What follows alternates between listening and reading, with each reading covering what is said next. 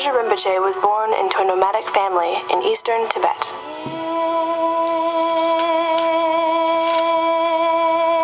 Tibet is a beautiful land with diverse natural environments and a strong culture.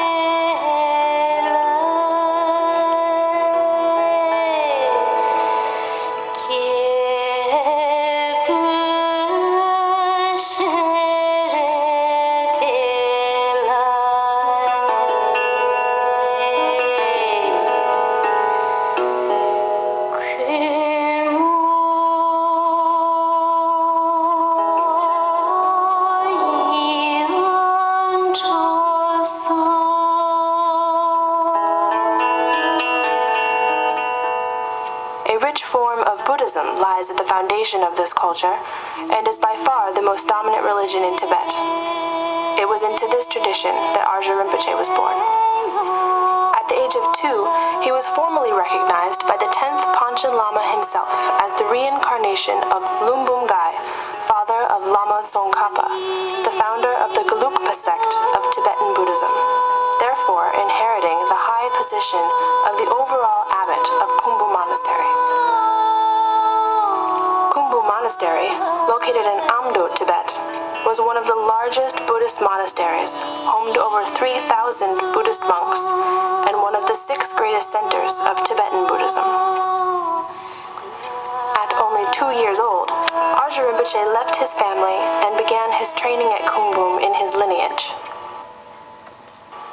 And there he remained until the Chinese Great Leap Forward of 1958.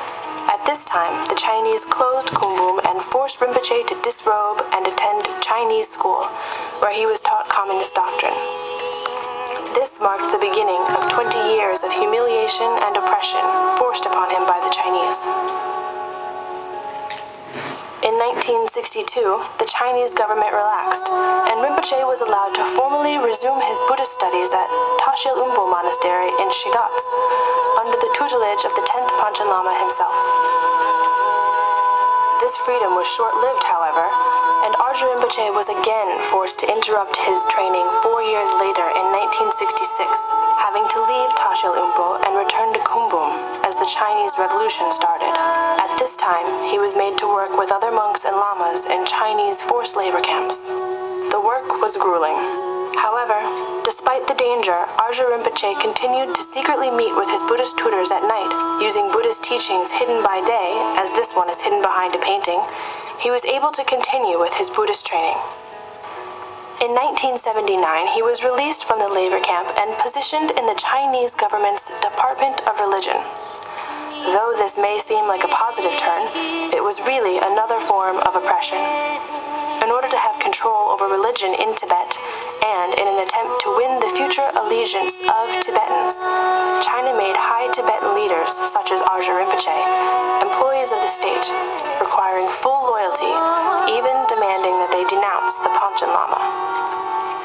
When the Chinese total ban on religion was finally lifted in 1980, Khumbu Monastery reopened, and in 1990, Arjia Rinpoche became its administrator.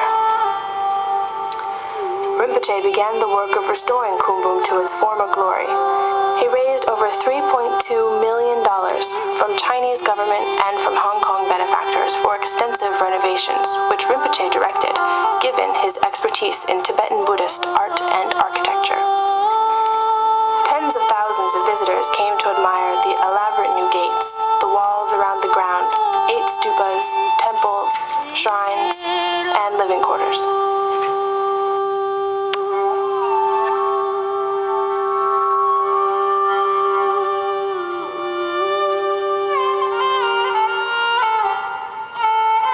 Rinpoche established a new order of Buddhist monks and worked with hundreds of students. To improve the education and health conditions of Tibetans throughout his country, he established new schools and charitable foundations like the Kumbum Red Cross. He continued his studies at Qinghai National University with Shardong Rinpoche and went on to complete a research fellowship in Beijing.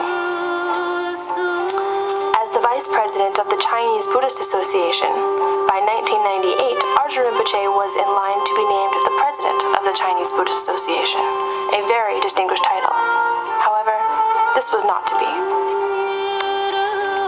A few years earlier, in 1995, with their sights on controlling who would be named the next Dalai Lama, China announced its own Panchen Lama in place of the boy chosen by His Holiness the Dalai Lama. This Chinese Panchen Lama is, however, considered illegitimate by Tibetan tradition. The Chinese required loyalty from all Tibetan leaders, demanding that they embrace the incarnation of the Panchen Lama chosen by China. When they arranged for Arjia Rinpoche to become the illegitimate Panchen Lama's personal tutor, they were essentially demanding that he support the destruction of Tibetan culture and religion, and this he could not do. To escape this order, Arjia Rinpoche fled China in 1998 to Guatemala, the only country that would allow him to enter without a visa, and with the help of His Holiness the Dalai Lama, Rinpoche finally settled near San Francisco, California, in the USA. Once out of China and away from Tibet, he was at last free of religious and political oppression, and the work he has done since then has been immeasurably valuable. Arjia Rinpoche's wise and generous spirit is visible to everyone who encounters him. He has inspired interest in Tibetan culture, Tibetan Buddhism, and the activities among growing communities of Tibetans, Mongolians, Chinese, and Americans throughout the country. He has been invited to speak about Tibet and Tibetan Buddhism for special engagements in New York, Washington, D.C., Denver, and Los Angeles.